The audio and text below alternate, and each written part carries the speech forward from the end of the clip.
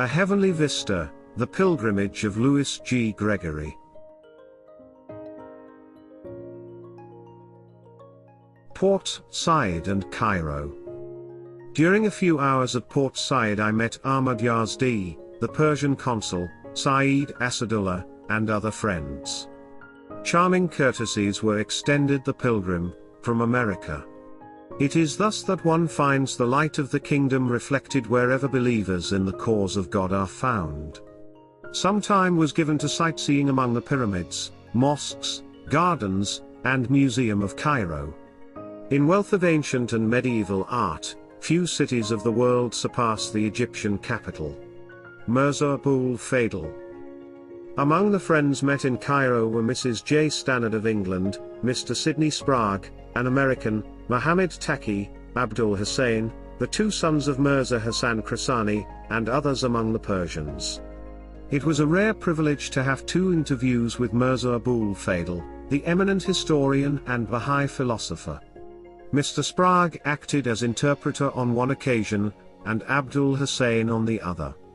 Mirza Abul-Fadl returned the greetings of American friends and inquired about the progress of the cause. He was also interested in the race problem, and was gratified to know that Abdu'l-Baha had approved of intermarriage as the most effective means of effacing racial differences. He was asked the following question: the ancient Ethiopians are praised by Homer, and today in the Museum of Giza the statue of one of their queens was seen mounted on the same pedestal with that of the god Ammon. Does historical research warrant the conclusion that these people were once possessed of a great civilization? Yes, there are records both among Greeks and Persians pointing to the greatness of the ancient Ethiopians. But the records differ and are often in conflict. Is there any evidence that the blacks of Central Africa were once civilized? Yes, there are evidences that they were once high in the scale of civilization, but like the American Indians, lost this place for reasons that are not known. As racial stocks are regarded among historians, are the blacks of Central Africa of the same stock as the ancient Ethiopians? Beyond 3,000 years historical records are vague and shadowy. About this time these stocks were distinct. But it is possible that beyond this time, say 100,000 years ago, they were identical. Among the blacks, those who are Mohammedans believe in the unity of the human race and their own descent from Adam. It is not known what those who are idolaters believe, as they keep no records. Abdul Hussein. Among the friends met at the home of Mirza Abul-Fadl was Abdul Hussein, a youthful believer with a radiant face. Like his father, Muhammad Taqi, he has shown great devotion to the cause. He volunteered to escort me to points of interest about the city, among them the Mosque of Hussein, the University of Cairo, where lies the body of the grandson of Muhammad. He spoke of the cause almost continuously, giving beautiful lessons. Upon my remarking the happiness so universal among the friends, he quoted from a saying of Baha'u'llah, "My presence is happiness and peace. Hell is the hearts of those who deny and oppose." One of the extraordinary things about this cause, continued he, is the rapid fulfillment of prophecies. Many predictions concerning the Jews, made by previous manifestations, are just now being fulfilled. But how soon did the prediction of Baha'u'llah concerning Napoleon III come to pass? In this revelation, Baha'u'llah has closed the gates of interpretation, tradition, and controversy. First, the word must be given out as it has been revealed. Second, stories floating about should not be given currency. Third, disputes must be avoided. If two believers dispute concerning the word, neither is accepted. Abdul Hussein also showed familiarity with the Bible. Upon my expression of regret that my connection with the cause had not been earlier, he said, "Think of Christ's parable of the vineyard. Some of the laborers were employed early in the day, others at the 11th hour. But each received his reward." Mirza Abul-Fadl. Mirza Abul-Fadl said, "It is a great thing to live in this day and know Abdu'l-Baha." Among the believers in the Bab were some who rejected the manifestation upon his appearance. They were left in darkness. And among those who acknowledged Baha'u'llah, if now they do not follow his command as revealed in the Kitab-i Aqdas and the Kitab-el-Od and turn to the greatest branch, they, too, are left without light. But those who accept Abdu'l-Baha attain to a knowledge of the others. In the Book of Revelation it is written, "Blessed are they whose names are written in the Lamb's Book of Life." This prophecy refers to Abdu'l-Baha. Relay again. April 29th. At the close of a visit among the friends in Cairo that was both pleasant and interesting, I proceeded again to Ramleh. Abdu'l-Baha received me with gracious kindness and asked, "What day were you at Akka?" Greetings from the friends at the various points visited were delivered, and he was also told of the beginning of the Feast of Rizwan. Mention was also made of the great kindness and love found in the hearts of the friends. He repeated, "You must visit Persia." He also directed me to visit Stuttgart, Paris, London, and various points in America. Abdu'l-Baha appeared hard-worked and weary. At our parting he lavished his great affection upon me, although the unworthiest of his servants. April 30th. Today Abdu'l-Baha was asked to bless certain greatest namestones and other tokens intended for the friends in the West. He handled each of them, expressing admiration, afterwards adding something to the collection. He was questioned as to the reality of a story related by a young Episcopal clergyman, that on one occasion he saw Mirza Abul-Fadl surrounded by a halo, as he taught the people at Greenacre, Maine. He said, "The light is of four kinds. First, the light of the sun. It reveals objects to our perception, but cannot itself realize them. Second, the light of the eye. It can realize objects, but cannot understand them. Third, the light of wisdom. This both realizes and understands objects. Fourth, the light of guidance. This is the supreme light, the conscious reality which comprehends mysteries. Can this last ever be cognizable through the special senses, as the eye? By the insight," he answered. "Is the time fixed when the Baha'i teachings will be accepted by all men, becoming universal? You may be sure of that.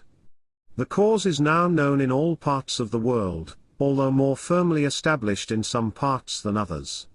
Compare this with previous revelations and the time of their spread. 300 years after Christ his teachings were only known through Judea and a part of Europe. But now in 1911 this movement is only about 67 years old. Think of what may happen by the end of the 1st century. The Garden of Nuzza." On my previous visit to Ramleh, Tamadan-ul-Mulk has spoken with great joy of a visit with Abdu'l-Baha to a park, accompanied by other friends. So this afternoon my anticipations were high when Abdu'l-Baha suggested that we might go to the Garden of Nuzza at Sidi Gaba. The secretary and I at once set out, and partly by electric tramway and partly by walking, soon reached our destination. In the garden we met a company of Baha'i friends who at once made us welcome. They offered us tea and other light refreshments. Then with Tamadan, I went for a walk, viewing with surprise and delight the oriental luxuriance and splendor of the flowers and shrubs, but always longing for the presence of Abdu'l-Baha. After a time, he was seen sitting on a bench, talking to a Syrian gentleman. How majestic and beautiful he appeared amid the trees and flowers. In concluding our walk we approached him, and seeing him occupied, were inclined to seat ourselves in silence.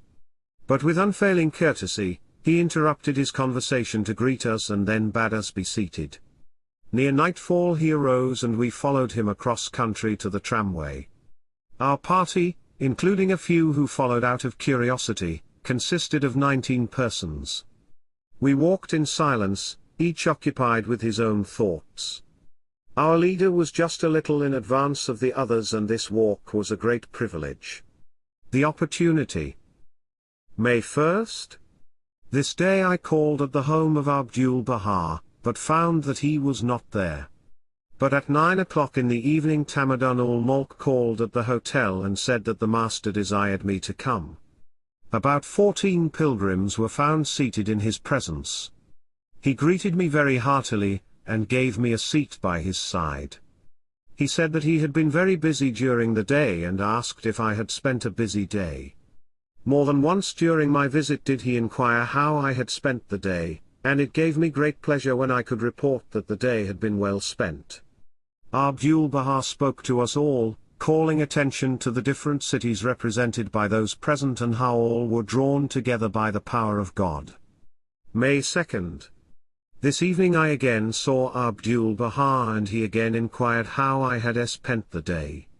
He said, "I regret that I did not see you, but you are on my mind all the time." Christ said, "Many shall come from the east and the west, the north and the south, and shall sit down in the kingdom, while the children of the kingdom are left in darkness." It is even so today.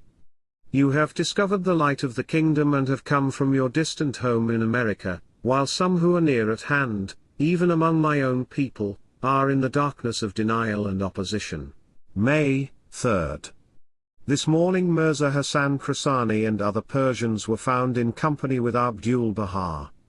Tablets read from a letter received by him, translating its contents into Persian. At the conclusion a tablet was revealed by Abdu'l-Baha. Later it was learned that this tablet was revealed to one of the noted workers in the cause and related to the race problem in America and its solution. It is found elsewhere. After dictating this tablet, Abdu'l-Baha took a vessel containing blackberries and gave some of them to each of the friends present, serving us with his hands. In the evening Abdu'l-Baha's presence was again sought, and this time he was alone, save for Tablets. The latter and I stood at one end of the room, while Abdu'l-Baha in majesty moved back and forth.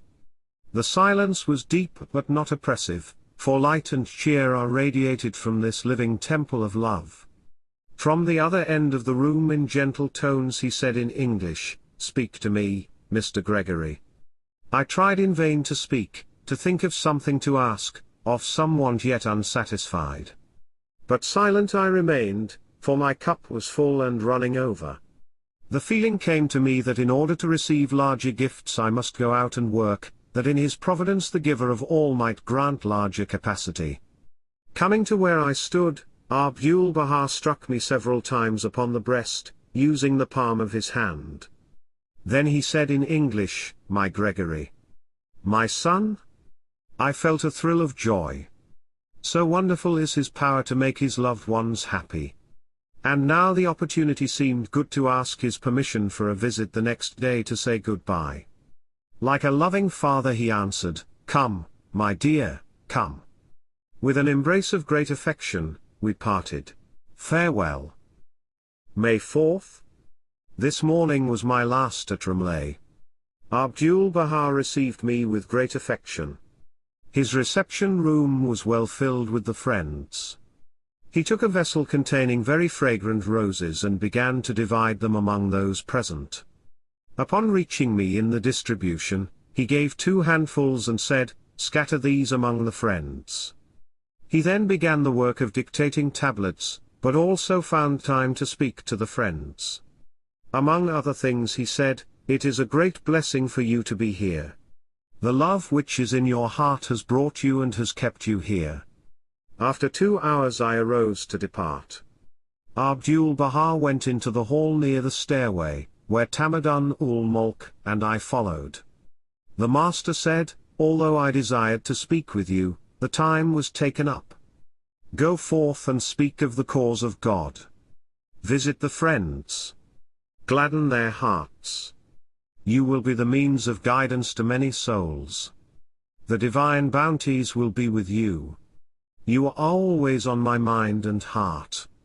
On our way to the hotel, Tablets said, "This morning Abdu'l-Baha spoke of you and told me to say to you, keep your face turned toward the kingdom and fear nothing." Thus parting with Abdu'l-Baha need not be sorrowful, because in reality not a parting.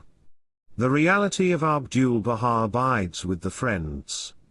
And those who arise to serve the cause of God in this, his greatest day, may become fully conscious of his great bounties.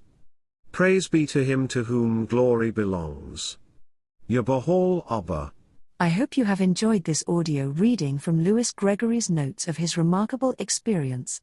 In the description box you will find a link to the written text which also contains tablets from the Master to Mr. Gregory, and more.